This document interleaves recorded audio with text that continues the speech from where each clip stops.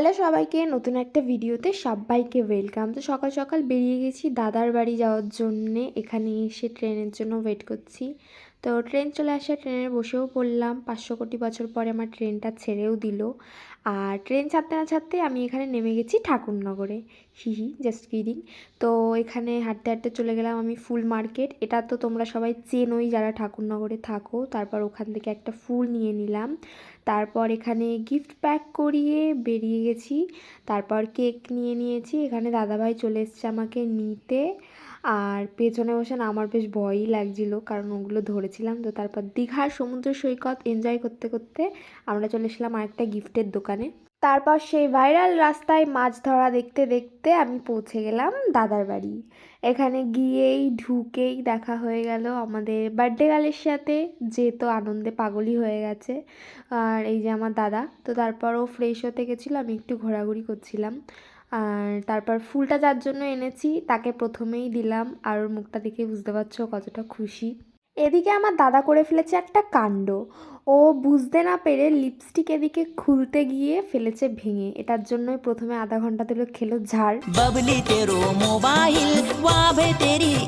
তারপর আন্টি দিয়ে দিল একটা সুন্দর ফ্লাওয়ার বাকেট। তো আমরা তারপর একটু বেরিয়েছিলাম। তারপর এখানে ঘরে চলে এসেছি।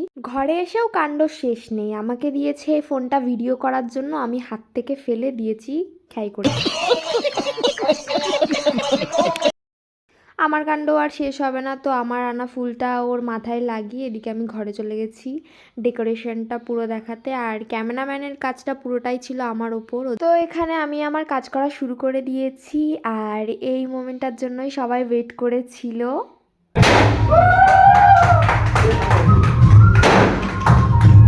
তারপর ওরা রিচুয়ালসগুলো পালন করছিল, আর এর মধ্যে আমিও গিফটটা দিয়ে দিলাম। এরপর দাদা গেল আশীর্বাদ করতে। তো দাদা ওকে আশীর্বাদ করে এখানে বলেছে যে ও যা মনীষা, ওখান থেকে তো যা যা চাই সব তুলে নে। তো আমাদের মনীষা রানীর হাইট এতটাই সুন্দর যে ও প্রথমে কিছুই বার করতে পারেনি। দাদাও এখানে টাইম ওয়েস্ট না করে ওকে দিয়ে দিল আরেকটা সারপ্রাইজ, যেটাও কিন্তু খুব সুন্দর ছিল। তারপর ওকে রীতিমতো ওঠানো হলো একটা চেয়ারে। তারপর এখানে ও গিফট বার করা শুরু করে দিয়েছে। প্রথমেই সব স্কিন কেয়ারের প্রোডাক্ট বেরোচ্ছিল, face wash, toner, lip balm, moisturizer. তো এরকম ছোট ছোট অনেক গিফট বেরিয়েছিল। তারপরে বেরোলো এই গিফটটা, যেটা পার্সোনালি ওর খুব পছন্দের, এখনকার ভাইরাল যে বইটা। তো তারপর এখানেও আবার গিফট বার করা শুরু করে দিয়েছে। তো ওর কষ্ট হচ্ছিলো দেখে আমিও একটু ওকে হেল্প করা শুরু করে দিয়েছি। এখানে যেহেতু অনেক ছোট ছোট গিফট ছিল, আর ওগুলো এমনভাবে লোকানো ছিল যে অনেক সময় লাগছিলো। তারপরেই ও পেয়ে গেছে একটা বড় গিফট, যেটা ছিল একটা ফটো অ্যালবাম। তারপর সব থেকে মানে বেস্ট গিফট, যেটা একটা বড় টেডি বিয়ার, যেটা দাদাভাই নিজে পছন্দ করে নিয়ে এসছে ওর জন্য, যেটা ওর থেকেও বেশি বড় ছিল। আর তারপর এখানে আমি আর দাদাভাই মিলে ক্যান্ডেলগুলো জ্বালালাম, ওরা দুজনে কেকটা কাটলো। তারপর এদিকে মনীষা রানী চলে এসছে আমাকে কেক খাওয়াতে। তো আমিও একটু ওকে খাইয়ে দিলাম, কি নাও মনা খাও তুমিও। তো তারপর এখানে ঘর সাফ করছি, আর দর্শকবৃন্দ সব এখানে দাঁড়িয়ে দেখছে। অ্যাকচুয়ালি ঘর সাফ না, যে গিফটগুলো ওগুলোই অর্গানাইজ করছিলাম। তারপর হলো ওর মুখে কেক থোপা। তো এখানে একটু কম পড়ে গেছিলো, তো আবার কে একজন এসে আরেকটু থোপে দিয়েছে।